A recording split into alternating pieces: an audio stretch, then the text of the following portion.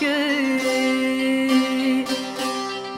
Kan ile matemi gülüm değdirdik tene.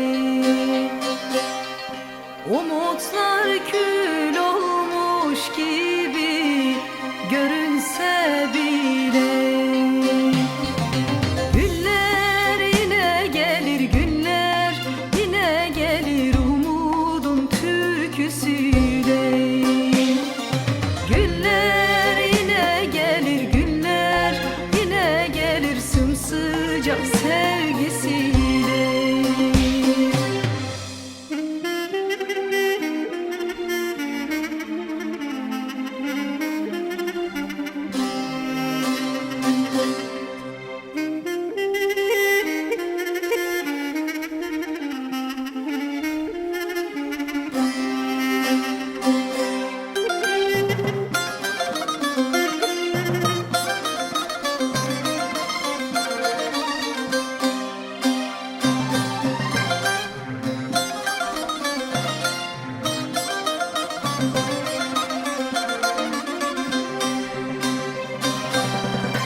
Ufuklar tarandı her gün, topa tutuldu.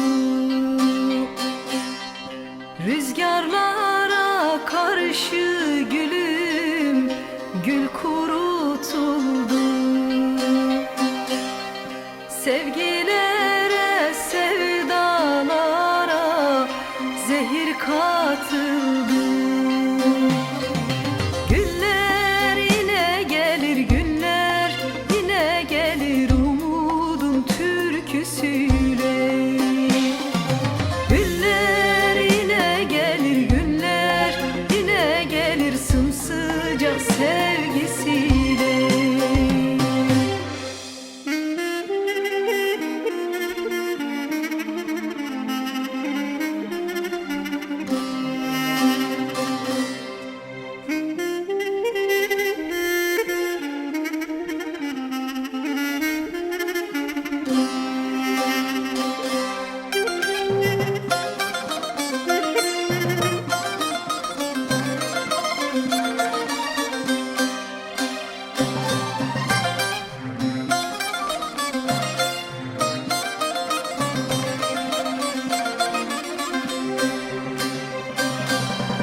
Kenarına gül işledim nazlı baharın. Ağıtlar